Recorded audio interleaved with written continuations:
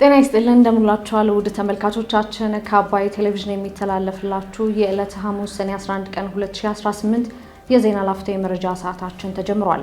723 በሚሆኑ የምርጫ ክልሎች ውጤት ጸድቋል ያለው ብሔራዊ ምርጫ ቦርድ በ86 የምርጫ ክልሎች በቀረቡ ቅሬታዎች ላይ ውሳኔ መስጠቱን ማስታወቁን የኢትዮጵያ ሀገራዊ ምክክር ኮሚሽን ዋናው የምክክር ጉባኤ እስከሚደርስ ድረስ አሁን አጀንዳዎችን የመቀበል ስራው ክፍት መሆኑን መግለጹን እንዲሁም በአማራ ክልል የተሻለ የትራንስፖርትና የንግድ እንቅስቃሴ መኖሩን የክልሉ ሰላምና ጸጥታ ቢሮ ማስታወቁን ጨምሮ ሌሎች መረጃዎችን ይዘናል። ከዜናዎቹ ጋር ራቢያ ከድር አብራችሁ ቆይታ አድርጋለሁ። አብራችሁን ቆዩ። 723 የሚሆኑ የምርጫ ክልሎች ውጤት ጸድቋል ያለው ብሔራዊ ምርጫ ቦርድ በ86 የምርጫ ክልሎች በቀረቡ ቅሬታዎች ላይ ውሳኔ መሰጠቱን አስታወቀ። ሰባተኛው ጠቅላላ ምርጫ ከተካሄደባቸው የምርጫ ክልሎች መካከል የ723 ውጤት ጸድቋል ሲል የኢትዮጵያ ብሔራዊ ምርጫ ቦርድ ትናንት ሰኔ 10 ቀን 2018 በሰጠው መግለጫ ላይ አስታውቋል። በአጠቃላይ ካሉት 1139 የምርጫ ክልሎች መካከል የ723ቱ የምርጫ ክልሎች ውጤቶች በቦርዱ መጽደቃቸውን የገለጸው ምርጫ ቦርድ የ501 የህዝብ ተወካዮች ምክር ቤትና የ638 የምርጫ ክልል ውጤቶች ተጠናቀዋል፣ ወደ ማዕከልም ገብተዋል ብሏል። የቦርዱ ሰብሳቢ ሜላት ወርቅ ኃይሉ በሰጡት መግለጫ በምርጫው ድምጽ አሰጣጥ ሂደትና ውጤት አደማመር ላይ ቅሬታ የነበራቸው የፖለቲካ ፓርቲዎችና የግል እጩዎች ቅሬታ ማቅረባቸውን ጠቅሰው ቅሬታ ከቀረበባቸው 129 የምርጫ ክልሎች መካከል 43ቱ የሚሆኑት የምርጫ ክልሎች አሁንም ውሳኔ አላገኙም ብለዋል። በአሁኑ ጊዜ ቦርዱ ካለው 1139 ምርጫ ክልሎች በ501 የህዝብ ተወካዮች ምክር ቤትና በ638 723ቱ በቦርዱ ጸድቀው ያው የተወሰኑት ባለፈው ጊዜ ይፋ ተደርጓል በሁለት ወይ በሶስት ዙር ከዛሁን ወደ መረጃ ቋት እየገቡ ይገኛሉ 723 እንደገና 253ቱ የማረጋገጥ ስራቸው የኦዲት ስራቸው ሁሉ ተጠናቆ ለቦርዱ ለማቅረብ ያው ሁለት ጊዜ ነው ወደ መረጃ ቋት ምናስገባው ለቦርዱ ለማቅረብ ያው በመረጃ ቋት በትክክል ተይዞ ቀርቦ በቦርዱ ሲረጋገጥ በተረጋገጠው መሰረት ነው እንግዲህ ፕሪንት አውት እየተደረገ የሚወጣው 253ቱ በዛ ደረጃ ላይ ይገኛሉ። ከዚሁ ጋር ደግሞ እንግዲህ ይሄንን የማጣራት ስራ ስንሰራ ሰነዶቹ እንደመጡ ለውጤት አረጋጋጭ ለሚባሉት ባለሙያዎች ነው የሚቀርበው በየዴስኩ እነሱ አረጋግጠው አይተው የማዳመር እና አንዳንድ የተዛባ ሁኔታ ሲያዩ ወደ ኦዲት ክፍል ይላካል። እዛው የኦዲት ክፍል አለ። የኦዲቱ ክፍል ደግሞ ያጣራል፣ ያረጋግጣል። ያንን ያረጋግጥና ነው እንግዲህ ለቦርድ ለመጽደቅ የሚያቀርበው። ስለዚህ በአሁኑ ወቅት እነዚህ ከጸደቁና ለቦርዱ ለመጽደቅ በመረጃ ቋት ውስጥ እየተደራጁ ካሉት በተጨማሪ በኦዲት እጅ ያሉ ኦዲት እየተደረገባቸው ያሉ 120 ምርጫ ክልሎች አሉ። እነሱ እንግዲህ ከስር የኦዲት ስራቸው አሁን እናንተ ጋራ እየተነጋገርንም ያው የኦዲቱ ስራ እየተሰራ የሚጠናቀቅ ይሆናል። ዋና ሰብሳቢው አክለውም ከየምርጫ ክልሉ ወደ ማዕከሉ የሚመጡ ድምጾችን ለመቁጠር ሰፊ የሆነ ጥንቃቄ የሚጠይቅ በመሆኑ ቆጥረን በትክክል አይቶ የተዳመረ ድምጽ በአግባቡ መመዝገቡን ማረጋገጥ ትልቅ ኃላፊነት ያለው ስራ መሆኑንም አንስተዋል። የቦርዱ የክልል ቅርንጫፍ ጽህፈት ቤት ማስተባበሪያ ክፍል ኃላፊ ቀነኒ እንሰርሙ በበኩላቸው ከቀረቡ አጠቃላይ 86 ቅሬታዎች ውሳኔ ማግኘታቸውን ገልጸው ቀሪ 43 ቅሬታዎች የመሰማት ሂደት በብሔራዊ ምርጫ ቦርድ የመጨረሻ ውሳኔ እንደሚያገኙም ተናግረዋል። የማስተባበሪያ ክፍል ኃላፊው አክለውን ቦርዱ የቀረቡለትን ቅሬታዎች በፖለቲካ ፓርቲዎች በሚታወቅ ገለልተኛ አካል የማጣራት ስራ ሲከናወን መቆየቱን ገልጸው በ75 የምርጫ ክልሎች የቀረቡትን ቅሬታዎችና ማስረጃዎች በመመርመር ውድቅ መደረጋቸውንም ጠቁመዋል። ሰባተኛው ጠቅላላ ምርጫ ከተከናወነ በኋላ በፖለቲካ ፓርቲዎችና በግል እጩዎች ከድምጽ አሰጣጥ ሂደቱ ጋር ከቆጠራና ከውጤት ማሳወቅ ጋር ተያይዞ የቀረቡ ጉዳዮች እንዴት እየታዩ እንደሆነና ያሉበትን ደረጃ ነው። እንግዲህ በ129 አሁን ላይ ባለን መረጃ በ129 ምርጫ ክልሎች ላይ ነው ፖለቲካ ፓርቲዎችና የግል እጩዎች ቅሬታ ያቀረቡት። ተጨማሪ ከዚህ በፊት ከተገለጸው 120 ምርጫ ክልሎች በተጨማሪ 9 ምርጫ ክልሎች ያው እንደተገለጸው ዘግይተው ምርጫ ክልሎች ላይ ውጤት በመለጠፉ በእነሱ ላይ የቀረቡ ቅሬታዎችን ቦርዱ መቀበል እንዳለበት አምኖ ተቀብሏል። ከነዚህ ከ129 ምርጫ ክልሎች ላይ ከቀረቡ ቅሬታዎች 75 የሚሆኑት ማስረጃ ተሰምቶባቸው በቅሬታውን ባዩት ባለሙያዎች አማካኝነት በቀረበው የውሳኔ ሀሳብ ቦርዱ ጉዳዮችን መርምሮ ውድቅ ያደረገ ሲሆን 10 ምርጫ ክልሎች ላይ የቀረቡ ቅሬታዎች ደግሞ በቅሬታ አቅራቢዎች አመልካችነት ቅሬታው ቀሪ ተደርጓል አቤቱታቸውን አንስተዋል።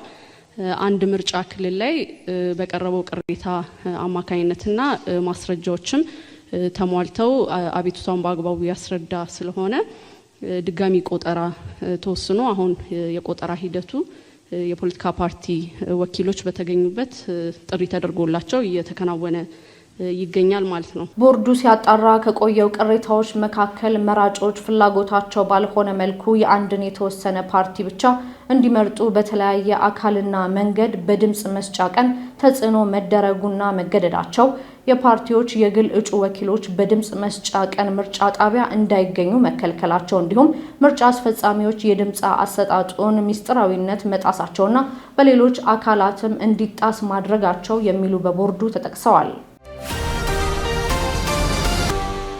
የኢትዮጵያ ሀገራዊ ምክክር ኮሚሽን ዋናው የምክክር ጉባኤ እስከሚደረግ ድረስ አሁንም አጀንዳዎችን የመቀበል ስራው ክፍት መሆኑን ገለጸ። ባለፉት ዓመታት ሀገራዊ ምክክርን ለማሰናዳት ሲንቀሳቀስ የከረመው የሀገራዊ ምክክር ኮሚሽን ዋናው የምክክር ጉባኤ ሐምሌ 8 ቀን 2018 ጀምሮ እንደሚጀመር መግለጹ ይታወቃል። ኮሚሽኑ በሚቀጥለው ወር ሐምሌ 8 ቀን 2018 ጀምሮ በሚካሄደው ጉባኤ ላይም 4000 ተወካዮችን እንደሚቀበልና ለዚህም በቂ ዝግጅት መደረጉን አስታውቋል። የሀገራዊ ምክክር ኮሚሽን ዋና ኮሚሽነር ፕሮፌሰር መስፍን አርአያ ከፋና ብሮድካስቲንግ ኮርፖሬሽን ጋር ባደረጉት ቆይታ ምክክሩ በፍላጎት ላይ የተመሰረተ በመሆኑ ወደ ዋናው ጉባኤ በር ላይ እስከሚደርስ ድረስ አሁንም አጀንዳዎችን የመቀበል ስራው ክፍት መሆኑንም ተናግረዋል። እዛ በሩ ላይ እስክንደርስ ድረስ አጀንዳዎችን እንቀበላለን። በእርግጠኝነት እነኛ አጀንዳዎች ቀድሞ መጥተዋል።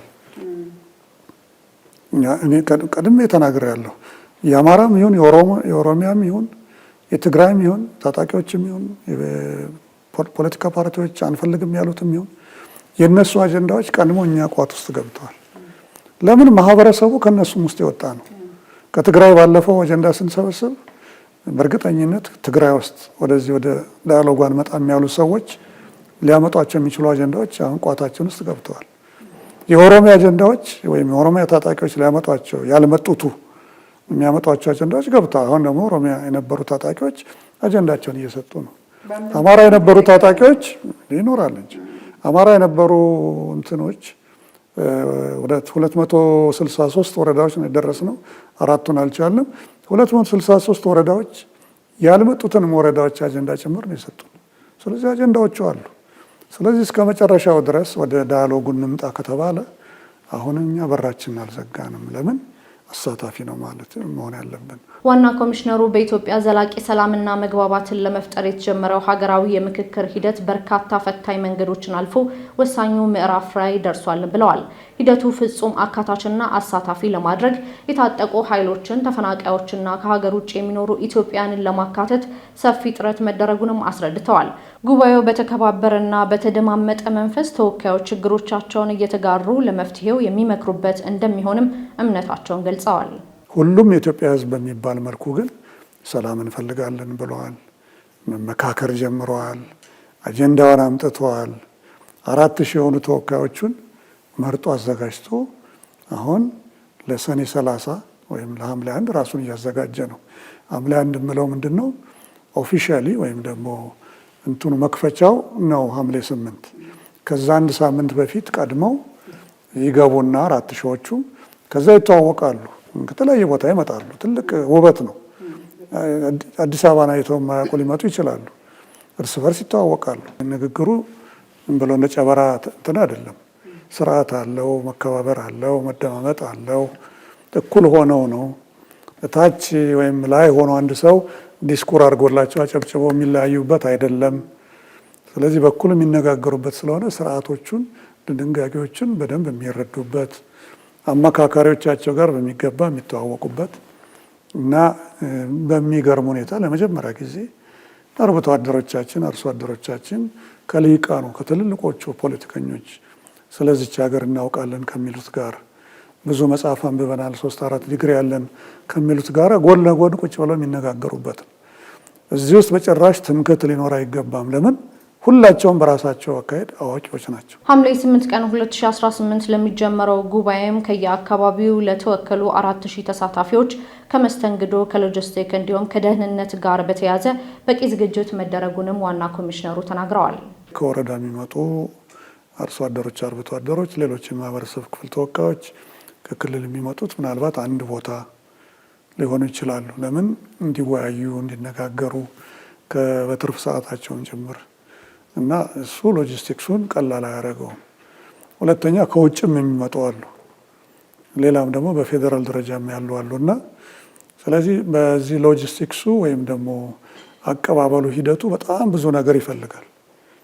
ለምሳሌ አዳራሽ ይፈልጋል፣ መመገቢያ ቦታዎችን ይፈልጋል፣ መኝታ ቦታዎችን ይፈልጋል፣ ቁርስና ራት መኝታ ቦታ ይፈልጋል። ምሳ እዛው አዳራሽ ነው የሚሆነው። በዛ ሂደት ውስጥ ደግሞ ጤናን ይፈልጋል፣ ንጹህ ውሃ ይፈልጋል፣ መታጠቢያ ቦታዎች ይፈልጋል፣ የጸሎት ቦታዎች ይፈልጋል። ህጻናት አብረው በድንገት ቢመጡ የህጻናት ማቆያ ይፈልጋል። መዝናኛ የተወሰኑ መዝናኛ ሂደቶችን ይፈልጋል። የስፖርት መንቀሳቀሻዎችን ይፈልጋል። ባለድርሻ አካላት ብዙ ናቸው። የአዲስ አበባ መስተዳድር እንግዲህ ከተማው ራሱ ከተማ ላይ ስለሆነ ትልቅ ኃላፊነት አለበት። የፌዴራል መንግስት አለበት። የክልል መንግስታት እዚህ ውስጥ አሉበት። ምን ማለት ነው? የክልል መንግስታት ከፊልቱ ወረዳ ሶማሌ ክልል ውስጥ ከሩቁ ተሳታፊዎች መጥተው አዲስ አበባ ቆይተው እስኪመለሱ ድረስ የአዲስ አበባና የዛ የክልሉ እንዲሁም የፌዴራል መንግስት ኃላፊነት አለባቸው። ከጉባኤው በኋላ የሚቀመጡ ምክረ ሀሳቦች በተግባር ላይ መዋላቸውን ኮሚሽኑ በቅርበት ክትትል እንደሚያደርግ ፕሮፌሰር መስፍን ጠቅሰው በጉባኤው ማግስት በሀገሪቱ የመነጋገርና የመከባበር ባህል እንደሚዳብርም ገልጸዋል። በአማራ ክልል የተሻለ የትራንስፖርትና የንግድ እንቅስቃሴ መኖሩን የክልሉ ሰላምና ጸጥታ ቢሮ ገለጸ። በአማራ ክልል ባለፉት ጊዜያት ተከስቶ የነበረው የጸጥታ ችግር በሰዎች የዕለት ተዕለት ሕይወት ላይ ጥሎት የነበረውን ጠባሳ ቀላል እንዳልነበር የክልሉ መገናኛ ብዙሃን ዘገባ ጠቅሷል። በጸጥታ ችግሩ ምክንያትም ማህበረሰቡ ለከፋ ማህበራዊ፣ ኢኮኖሚያዊና ስነ ልቦናዊ ቀውስ ተዳርጎ መቆየቱን የአማራ ክልል ሰላምና ጸጥታ ቢሮ ኃላፊ ዶክተር እሸቱ የሱፍ ተናግረዋል። አሚኮ እንደዘገበው በአሁኑ ወቅት የአስከፊ ወቅት አልፎ የክልሉ ሰላም ወደ ቀደመ ጤናማ እንቅስቃሴው እየተመለሰ መሆኑንም ኃላፊው ገልጸዋል። ዛሬ በክልሉ ለሚታየው አንጻራዊ መረጋጋት ዋናው ባለቤቱ ራሱ ማህበረሰቡ ነው በማለትም የሰላምና ጸጥታ ቢሮ ኃላፊው አመላክተዋል።